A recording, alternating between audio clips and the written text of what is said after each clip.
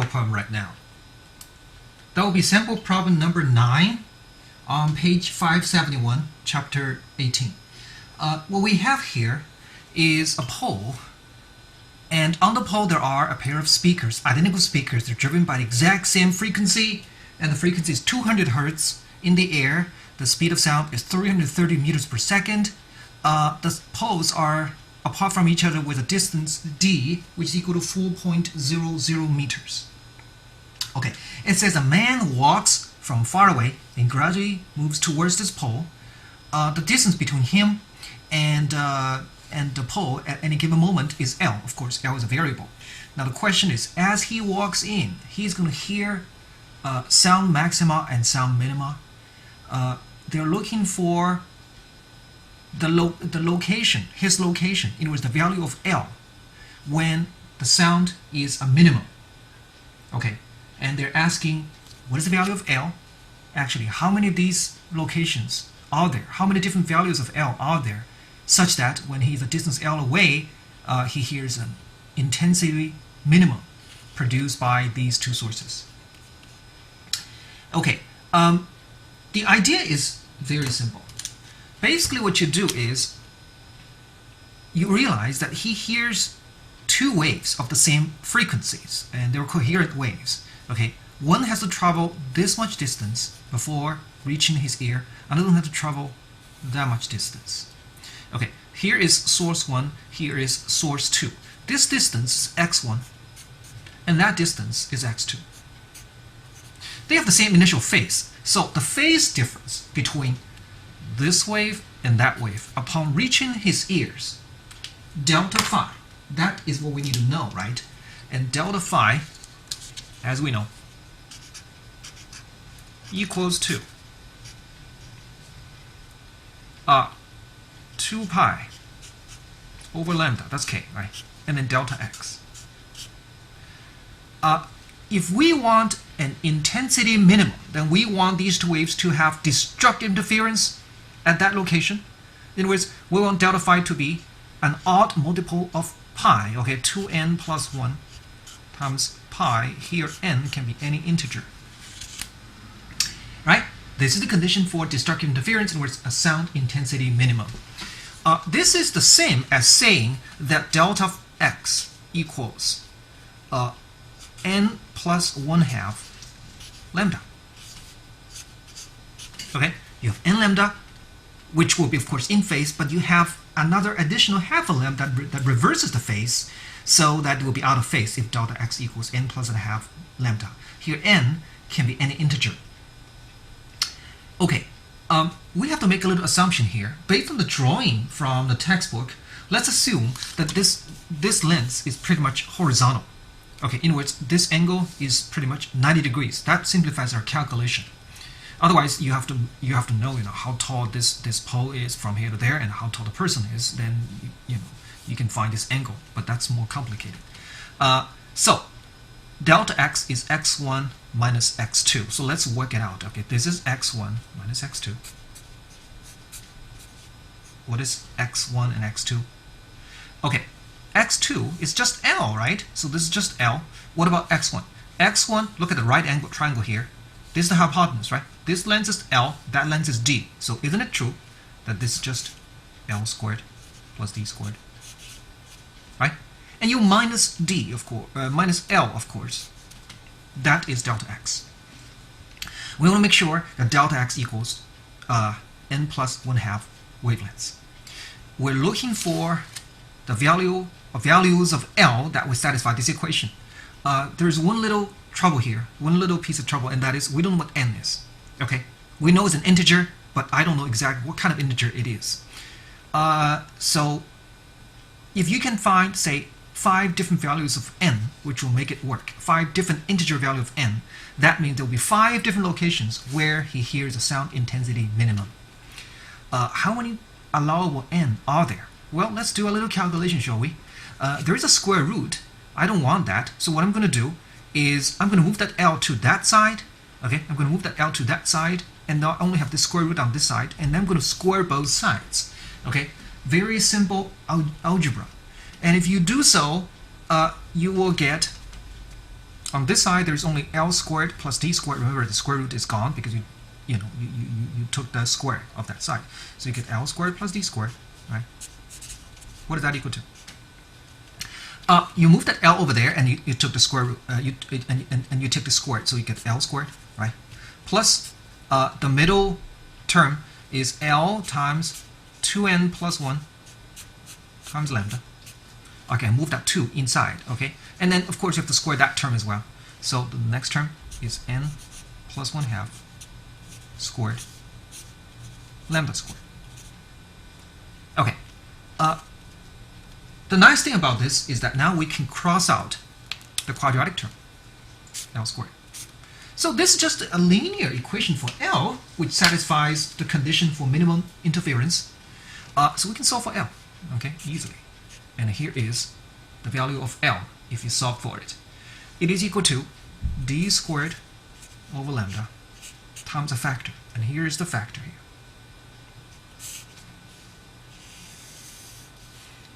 If you solve for it, 1 minus, okay, n plus 1/2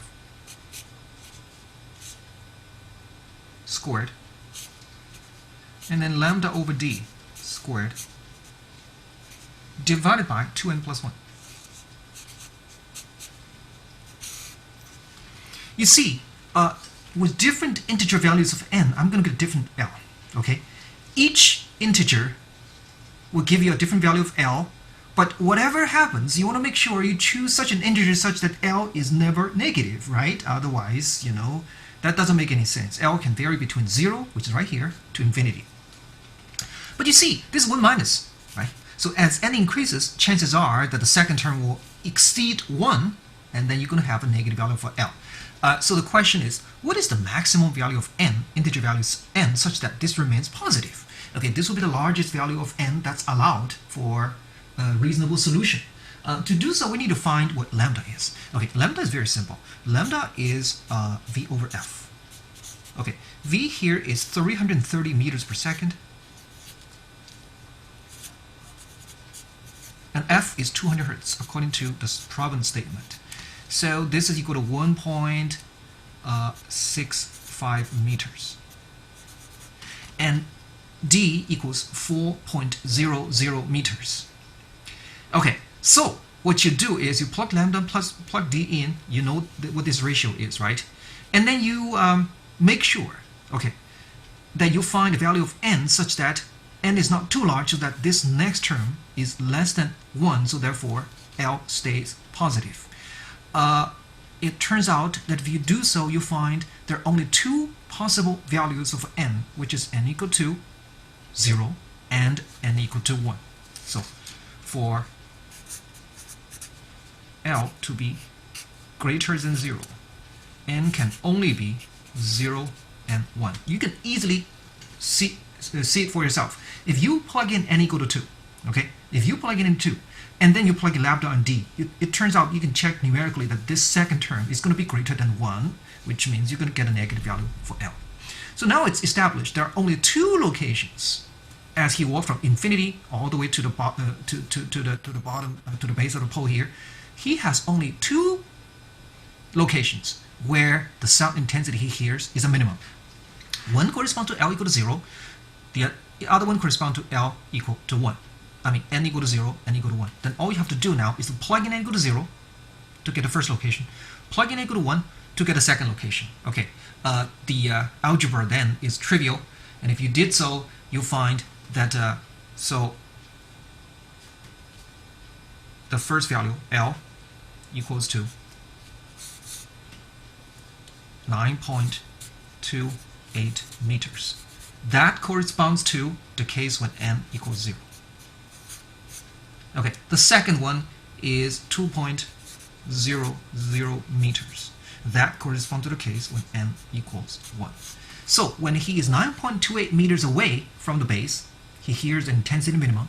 And the second time when he moves further in at 2 meters away from the base, he hears the other intensity minimum. And there are no other intensity minima in between, wherein the 2 speakers are totally out of phase. So again, what we did here was we understood that in order to have a intensity minimum, you must make sure that these two waves interfere destructively. In other words, they're out of phase. In other words, delta phi equals even odd multiple of pi. So delta x equals to n plus 1/2 lambda. And you just find delta x geometrically, and you go for it. You find that there are two such locations. Let's look at one more sample problem, number 42 on page 574. What we have here is a tube of water. Water is being introduced into the bottom of the tube at a rate of R. That's the volume rate at which water comes in, leaving an air gap between the top of the tube and the bottom at the top of the water of length L. This is equivalent to an air column with one end open and the other end closed. Now, what if I use a tuning fork to cause some vibration of air column inside with a fixed frequency F? If the lengths of the air column from here to there satisfy resonance conditions, such as this situation, that situation, with an antinode of displacement at the closed and open end, and zero displacement at the surface of water, which is the closed end, then you can have a resonance, right? Now, remember, this time the situation is different. We have a fixed frequency and therefore fixed wavelengths for the sound, but we have variable L, variable lengths. As water is being added into it, the length shrinks, right? As the length shrinks, it's going to pass through successive resonances. In fact, here's one resonance with 2.5 loops. Okay, now as water is being introduced, the water level goes all the way up from here to there. You can hit the next resonance, right? So you see, as you go from one resonance to another, the water has to go up by a distance delta L, which is one loop or half a wavelength. And what they're asking for is the time it takes between one resonance and the next resonance. Okay, from our analysis, you know this is also the time it takes for water level to rise by a distance of half a wavelength or one loop. So how long does it take to do that? Well, you know, the volume at which water is added, the rate at which the volume of the water is increased is R. So delta V over delta T is equal to R. Okay. Now, what we want is to add this much water, right? So that the water level can go up from here to there, to go from one resonance to the next resonance. So in our case, what is delta V? Delta V would be equal to this much volume of water, okay? Which is equal to the area of the cross-section, times delta L, okay? Delta L divided by delta T, right? Okay, area, you're given the radius of the water column, and therefore you have pi r squared as the area, times delta L, which is, as you know, half a wavelength, this one loop, and divided by delta T. What's delta T? It's the time it takes for water level to rise from here to there. It's also the time it takes for resonance, for this resonance, and then you go to the next resonance. So that's the time difference between successive resonances, which is what we're looking for. So we find delta T to be equal to pi r squared lambda over 2 divided by r. Okay, and of course you're not given lambda, rather you're given f. So lambda equals the speed of sound divided by f. You plug that in, you'll find the time it takes between two successive resonances.